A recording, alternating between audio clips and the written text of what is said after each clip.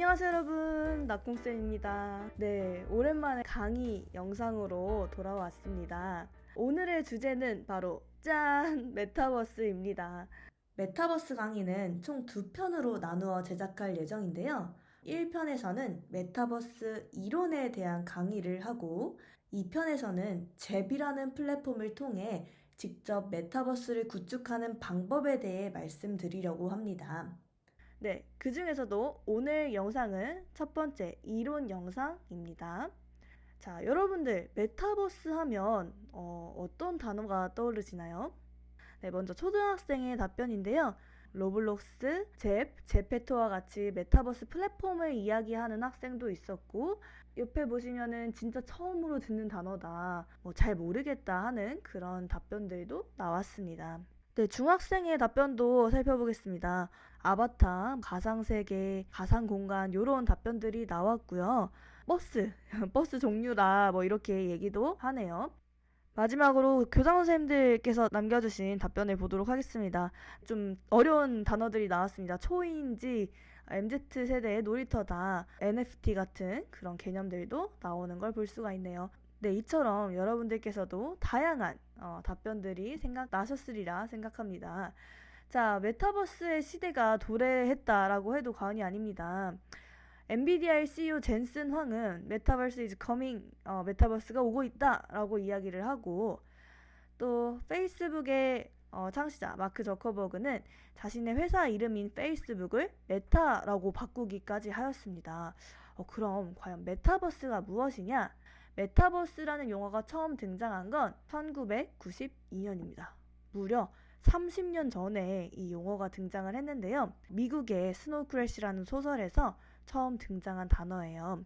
피자 배달원이 주인공이라고 합니다. 가상세계와 현실세계를 넘나들면서 이렇게 전개되는 이야기인데요.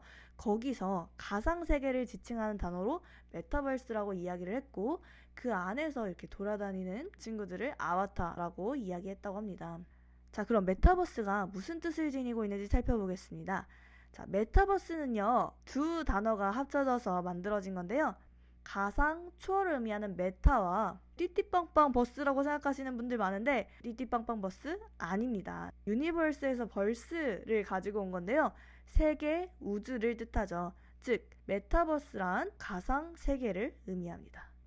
그리고 이 메타버스와 함께 같이 많이 등장하는 용어가 있는데요. 바로 아바타입니다. 아바타는 메타버스 속에서 활동하는 나를 대신하는 캐릭터를 이야기하고요. 즉, 현실과 가상의 매개체라고 할 수 있습니다. 쉽게 생각해서 여러분들 요거 아나요? 요거 알면 이제 선생님 세대거든요. 네, 요즘 학생들은 아마 모를 거예요. 싸이월드라고 선생님 세대에 하던 SNS가 있었어요. 네, 여기서 등장하는 이 싸이월드라는 공간은 바로 메타버스라고 할 수 있고, 이 안에 등장하는 요 캐릭터 같이 생긴 요 친구들 있죠? 요 친구들을 바로 아바타라고 합니다. 그래서 이 싸이월드라는 메타버스 속에서 아바타들이 활동을 할 수 있게 되는 거죠. 네, 여기까지 해서 우리 메타버스의 개념에 대해서 살펴봤고요. 다음은 메타버스의 종류에 대해서 살펴보도록 하겠습니다. 메타버스는 총 4가지 종류로 이루어져 있는데요.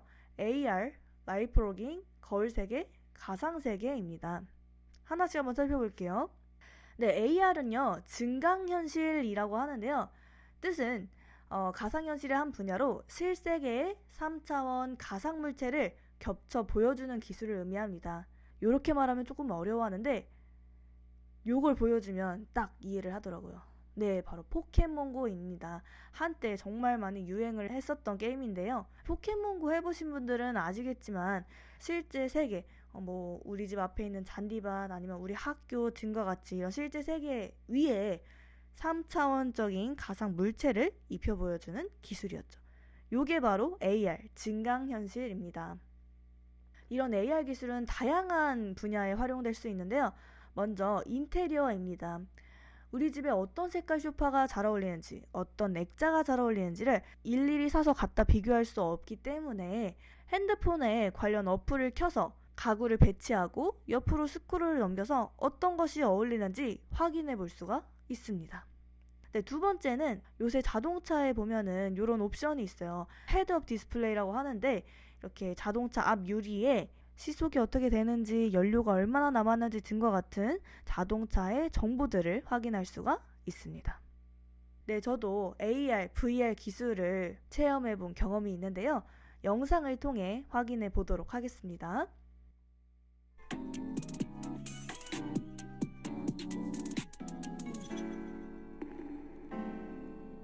네, 지금 보이는 장면은 스마트 팩토리에 가서 AR 글라스를 쓴 장면입니다. 이 AR 글라스를 쓰면은 앞에 여러 가지 공장의 작동 상태라든지 정보들을 확인해 볼 수가 있습니다. 손가락으로 이렇게 터치를 할 수가 있어요.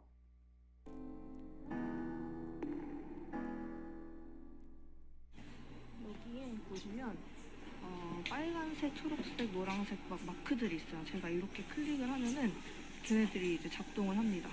제 눈에는 보이거든요. 레이저 마킹 가동률 0%. 네, 안경을 쓰면 보이는 것들이었고요. 이 외에도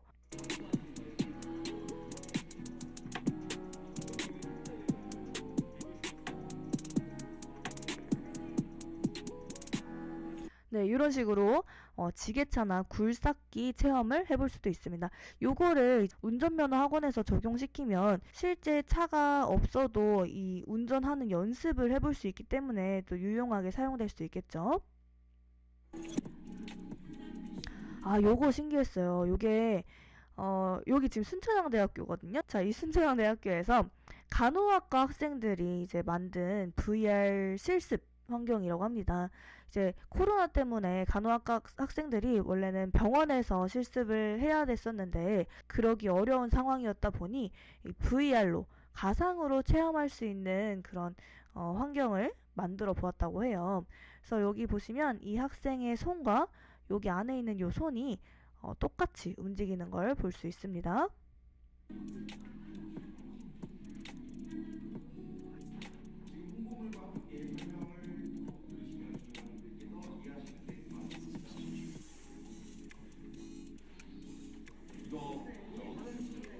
네, 다음은 제가 경험해본 VR 기술을 보여드릴게요.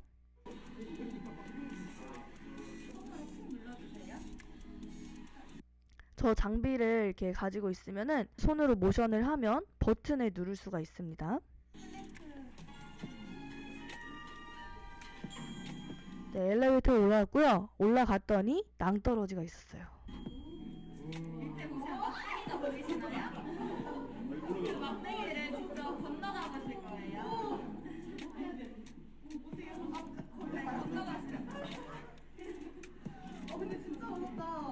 이게 되게 호들갑 떠는 것처럼 보이시잖아요.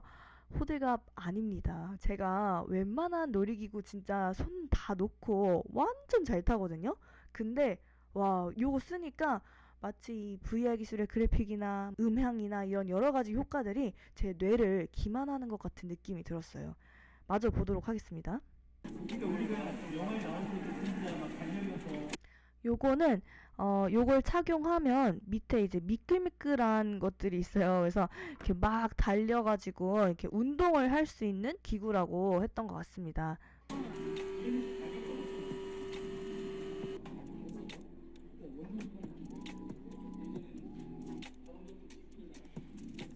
여기가 이제 그런 VR들을 만들 수 있는 고사양 컴퓨터들이 있는 공간이라고 합니다.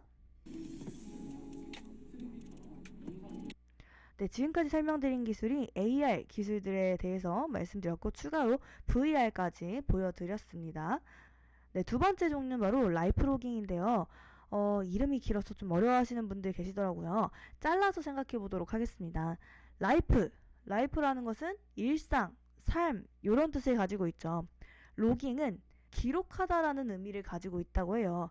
우리 왜 브이로그, 블로그, 로그인, 로그아웃 할 때 그 로그가 바로 기록하다라는 의미를 가지고 있다고 하는데요.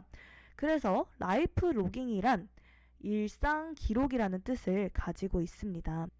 개인의 일상을 인터넷 또는 스마트 기기에 기록하는 것으로 일상의 디지털화입니다. 우리 일상을 기록하는 디지털 수단 정말 많죠. 대표적으로 이런 SNS들이 있습니다. 페이스북, 인스타그램, 트위터, 카카오 스토리 말고도 요즘에 뭐 여러 가지 SNS들이 있죠. 요게 바로 다 라이프 로깅 기술이고 메타버스라고 할 수가 있습니다. 그러고 보니 메타버스가 우리 삶과 굉장히 좀 동떨어졌다고 생각했는데 알고 보니 우리가 매일매일 메타버스를 사용하고 있구나라는 걸 알 수가 있겠죠. 그리고 이 라이프 로깅에는 이 스마트워치도 빠질 수 없는데요. 스마트워치를 우리가 착용하면 여러 가지 정보들이 기록이 됩니다. 나의 생체 정보, 뭐 심박수라든지 걸음수 뿐만 아니라 뭐 수면 패턴 같은 것들이 기록이 되는데요. 요것도 바로 라이프 로깅 기술이라고 볼 수가 있겠습니다. 이런 라이프 로깅 기술은요, 어마어마한 양의 데이터들을 수집할 수 있기 때문에 이 데이터를 활용할 수 있는 그런 장점들을 가지고 있습니다. 네, 세 번째는요, 미러월드, 거울 세계입니다. 현실 세계의 풍경, 모습, 정보, 구성 등을 최대한 사실적으로 반영한 가상 세계인데요. 다시 말해, 거울 세계란 현실 세계의 것들을 좀 더 효율적으로 확장해서 사용할 수 있게 해주는 것들을 의미합니다. 대표적으로 배달의 민족 같은 것이 있어요. 배달의 민족이 왜 거울 세계냐? 여러분들 생각해 볼까요? 배달의 민족이라는 어플은 어떤 어플이죠? 네, 주문을 하는 어플입니다. 그런데 우리가 이 배달의 민족이라는 어플이 있기 전에는 주문을 할 수 없었나요? 아니죠. 주문을 할 수 있었습니다. 어떻게 했죠? 네, 맞아요. 전화로 주문을 했었죠. 그래서 처음에 배달의 민족 어플이 나왔을 땐 사람들의 반응이 좋지 않았다고 해요.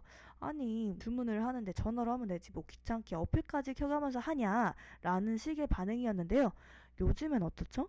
네, 대부분이 어플을 통해 주문을 한다는 걸 알 수 있습니다. 그럼 왜 사람들이 전화가 아닌 어플을 많이 사용하게 됐을까요? 그렇죠. 네, 편리하기 때문입니다. 전화를 하려면 일단 전화번호를 검색해야 되고 그날 그 가게가 열었는지도 확인을 해야 되고 또 사장님이 바쁘시면 전화를 못 받으실 수도 있고 또 그 가게에 메뉴가 어떤 것들이 있는지도 모르고 그 메뉴들 중에서 어떤 것이 인기 있는지도 모르고 그런 것들을 알기가 어렵죠. 또 여러 가지 이벤트라든지 쿠폰 같은 것도 한눈에 우리가 살펴볼 수 있기 때문에 사람들이 어플을 많이 사용하게 된 거죠. 바로 이런 것이 거울 세계라고 할 수 있어요. 현실에서도 가능했던 것이지만 얘를 좀 더 효율적으로 확장해서 사용할 수 있게 해주기 때문입니다. 또 대표적인 것이 당근마켓이 있어요. 중국어래 어플이죠. 당근마켓이 없다고 우리가 중국어래를 하지 못하는 건 아닙니다. 하지만 얘를 좀 더 효율적으로 사용할 수 있게 해주는 것이죠. 내비게이션도 마찬가지입니다. 자, 이런 것들이 바로 거울 세계입니다. 대표적인 거울 세계, 우리가 정말 많이 사용했던 줌도 바로 거울 세계라고 볼 수 있습니다. 마지막으로는요, 가상 세계, 버추얼 월드인데요. 현실과 유사하거나 혹은 완전히 다른 대안적 세계를 디지털 데이터로 구현한 것을 가상 세계라고 합니다. 대표적으로 학생들이 정말 좋아하는 마인크래프트나 로블록스 같은 것들이 있는데요. 여기서는 현실 세계에서는 경험할 수 없는 것들을 경험해 볼 수 있는 그런 장점들이 있습니다. 네, 또 다른 예로는 뭐 동물의 숲이나 제페토 같은 것들이 해당됩니다. 네, 이렇게 해서 메타버스의 종류 총 4가지 살펴보았는데요. AR, 라이프 로깅, 거울 세계, 가상 세계입니다. 그런데 이 기술들이 이제 제가 설명을 드리기 위해서 각각 따로따로 예시를 들어 말씀을 드리긴 했지만 요즘 나오는 이런 플랫폼들을 보면은 한 플랫폼에 여러 가지 메타버스 기술들이 함께 존재하는 경우들도 많이 볼 수가 있습니다. 여기까지 해서 메타버스의 개념과 종류에 대해서 살펴보았는데요. 그럼 이 메타버스 얘를 과연 어떻게 활용할 수 있는가? 메타버스의 활용에 대해서 말씀해 드리도록 하겠습니다. 자, 우선 요즘에 각 기업에서 자신의 기업 메타버스를 하나씩 만들고 있어요. 첫 번째 사진은 현대자동차에서 로블록스를 활용해 만든 테마파크이고요. 두 번째는 하이마트에서 동물의 숲이라는 플랫폼에 만든 브랜드 섬입니다. 그리고 다음은 이제 하나은행인데요. 지금 여기 보이는 사진은 다 마스크를 지금 안 쓰고 있죠. 코로나 터지기 이전 하나은행에 취업한 이 신입 행원들을 대상으로 연수를 진행했던 사진인데요. 코로나가 터지고 나니 모여서 이렇게 연수를 하는 것이 불가능해졌죠. 그래서 어디서 모였냐면 바로 이 메타버스 플랫폼 안에서 모였다고 합니다. 그래서 이런 사진들을 바로 요렇게 찍어볼 수가 있게 되는 거죠. 너무 귀엽죠? 보시면 이렇게 앉아서 연수를 듣는 것도 가능합니다. 그리고 제가 얼마 전에 순천향대에 다녀왔다고 했잖아요. 메타버스에서 입학식을 개최했다고 합니다. 이와 관련된 영상을 하나 보도록 하겠습니다. 미국의 한 대학은 코로나19 때문에 졸업식에 모일 수 없게 되자 가상의 게임 공간에 캠퍼스를 만들어 졸업식을 열었습니다. 국내에서는 순천향대학교가 메타버스 속에서 입학식을 진행했습니다. 서은서, 나는 순천향대학교에 입학하여 훌륭한 지성인으로 성장할 것을 2,527명의 신입생을 대표하여 선서합니다. 네, 보셨나요? 아바타들이 이렇게 선서까지 하는데 너무 귀엽죠? 다음은 엔터테인먼트 업계에서 활용되는 사례인데요. 한동안 코로나가 심했을 때 이 가수분들이 콘서트를 여는 게 어려웠었죠. 그래서 메타버스에서 콘서트를 열었다고 합니다. 첫 번째 사진은 제페토라는 플랫폼에서 블랙핑크들이 등장한 모습인데요. 블랙핑크, 우리가 아는 블랙핑크는 총 4명이죠. 근데 여기 보면 5명입니다. 네, 가운데 있는 요 가수는 셀레나 고메즈라는 외국 가수인데요.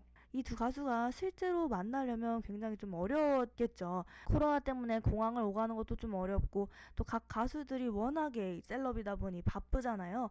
그들의 스케줄을 이제 맞추는 것, 또 국가가 다르다 보니 시차를 적응해야 된다는 점 등과 같이 여러 가지 애로사항들이 있었을 텐데 메타버스에서는 그런 문제점들을 해결할 수가 있는 거죠. 이와 관련된 영상들을 좀 보도록 할게요.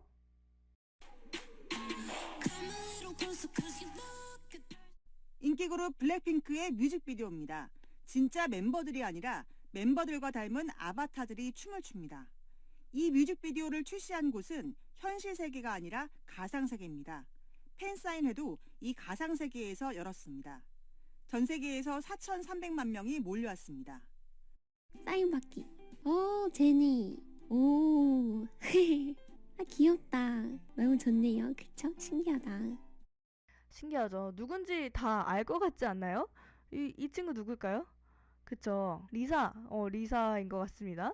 제니, 로제 각 캐릭터가 자신의 이제 모습에 맞게 만들어진 걸 볼 수가 있겠죠? 네, 다음 사례도 정말 흥미로운 사례인데요. 명품 브랜드에서 메타버스의 매장을 만들었다고 합니다. 선생님도 들어가 봤어요. 제페토에 있는 구찌 매장도 들어가 보고, 제페토에 들어가 보면 구찌뿐만 아니라 나이키도 있고 뉴발란스도 있었던 것 같아요. 그런 것들도 있고 CU 편의점도 있고 하더라고요. 거기서 그럼 뭘 하느냐? 이 아바타들이 착용하는 요런 옷이라든지 가방, 신발 같은 아이템들을 판매하고 있습니다. 처음에 저는 저거를 많이 살까? 이런 생각을 했는데 와, 이 판매되는 양이 어마어마하다고 해요. 그래서 왜 그런가 좀 생각을 해봤더니 사람들이 왜 이렇게 명품을 사고 싶어 하는 욕구들이 좀 있잖아요. 그런 욕구들을 실제로 이렇게 풀려고 하니 너무 이 감당이 안 되는 거죠. 막 가방 하나에 몇백만 원씩 하잖아요. 그렇기 때문에 이런 구매 욕구들을, 소유 욕구들을 메타버스에 있는 아바타를 통해서 푼다고 합니다. 그 실제 판매되는 양보다 메타버스에서 판매되는 양이 훨씬 많았다고 해요. 보통 이런 아이템 하나에 우리나라 돈으로 5,000원? 요 정도 한다고 합니다. 그런데 이 아래에 보이는 사례가 참 더 신기한데요. 로블록스에서 판매된 구찌 디오니소스 백이라고 합니다. 이 가방을 이제 구찌에서 팔았는데 어떻게 팔았냐? 머리를 썼어요. 한정판으로 판 거예요. 리미티드 에디션. 그래서 사람들이 이제 막 그걸 샀죠. 사서 어떻게 했을까요? 네, 다시 팔았습니다. 더 비싸게. 더 비싸게 산 사람들은 또 다시 판 거죠. 더 비싸게. 이렇게 점점 가격이 올라가게 되는데요. 어디까지 올라가느냐? 이 구찌 디오니소스 백이 실제 가방으로도 이제 판매되는데 실제 가방 금액이 380만 원 정도 한다고 해요. 우리나라 돈으로. 근데 이 로블록스에서 가격이 오르고 올라서 최종 거래된 가격이 바로 460만 원이라고 합니다. 와, 이게 말이 되나요? 정말 진짜 상상도 할 수 없었던 일이죠. 실제 가방보다 아바타가 매는 이 가방이 무려 80만 원 정도가 비싸게 팔린 거예요. 이런 걸 보면은 가상세계가 온다는 게 맞는 말일 수 있겠구나, 아니 이미 왔을 수도 있겠구나 라고 생각해 볼 수가 있겠죠. 사람들이 실제와 가상에서의 그런 가치를 어느 정도 좀 비슷하게 두고 있는 게 아닌가, 이런 생각도 좀 해볼 수가 있겠습니다. 네, 다음은 정치에서 이제 활용된 사례인데요. 여기 보이는 요 분이 이제 바이든 씨죠. 지금은 이제 미국의 대통령이 됐지만 한때 미국 대선을 펼칠 때 선거 캠프를 이 동물의 숲이라는 플랫폼에 만들었다고 합니다. 그래서 여기 안에서 이제 선거 운동도 펼치고 했다고 하는데요. 이런 걸 보면 비단 메타버스라는 것이 게임이나 오락적인 요소로만 사용되는 것이 아니라 정치적, 사회적, 경제적, 문화적으로도 정말 널리 사용될 수 있구나라는 생각을 해볼 수 있겠습니다. 네, 이렇게 해서 메타버스의 활용에 대해서 살펴보았고요. 메타버스의 특징 간단히 보겠습니다. 메타버스는 동시성, 예측 불가성, 현장성이라는 특징을 가지고 있다고 합니다. 다음은 메타버스 진로에 대해서 말씀드릴게요. 자, 메타버스 맵을 제작하는 사람들이 생겨나고 있습니다. 제가 지금 근무하고 있는 충남 소프트웨어 교육체험센터에서도 작년에 메타버스 맵을 구축했는데요. 와, 이 맵 구축 비용이 부르는 게 값이더라고요. 적게는 뭐 몇천만 원 단위에서 많게는 1억까지도 이렇게 부르는 걸 보면 이게 이제 새로 생겨난 직업이라서 사람들이 별로 없기 때문에 이렇게 좀 비싼 가격에 거래되는 게 아닌가라는 생각이 들었습니다.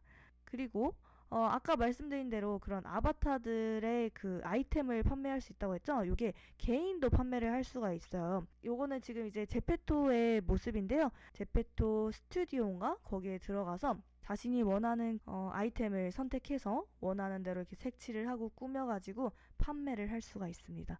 많이 판매되면 수익 실현도 할 수가 있어요. 실제 돈으로요. 그래서 이런 진로를 살펴보았고요. 마지막으로 이제 윤리를 살펴보고 마무리하도록 하겠습니다. 메타버스라는 개념이 이제 화두에 오른 지 얼마 되지 않았기 때문에 메타버스에 관련된 법이 아직 많이 구축이 되어 있지 않다고 해요. 그런데 메타버스 역시 우리가 이제 가상세계라고 하듯 정말 하나의 세계인 거잖아요. 우리가 현실 안에서도 이렇게 많은 다양한 법적인 문제들이 일어나는 것처럼 그 가상세계 안에서도 정말 많은 문제들이 일어날 수 있거든요. 대표적으로 삼성의 메타버스 가상인간이 있었는데요. 가상인간을 성희롱한다든지 뭐 이런 문제들이 있었고요. 또 그 안에서 판매되는 물건 같은 경우에 상표권이라든지 뭐 저작권에 관련된 문제들이 있을 수도 있고, 또 뭐 개인정보 보호 문제 등과 같은 다양한 문제들이 발생할 수 있기 때문에 메타버스를 만드는 사람도 사용하는 사람도 모두 다 이런 윤리적인 문제에 대해서 조금 더 면밀하게 살피고 활용을 하는 것이 좋겠습니다. 네, 여기까지 해서 이론 강의를 마쳤습니다. 메타버스의 개념, 종류, 활용, 특징, 그리고 진로, 윤리까지 해서 총 6가지 영역으로 살펴보았습니다. 많은 도움이 되셨길 바라면서 다음 시간에는 잽이라는 플랫폼을 통해 메타버스를 실제로 구축해보는 그런 시간을 가져보도록 하겠습니다. 네, 오늘 강의는 여기까지 하도록 하겠습니다. 감사합니다.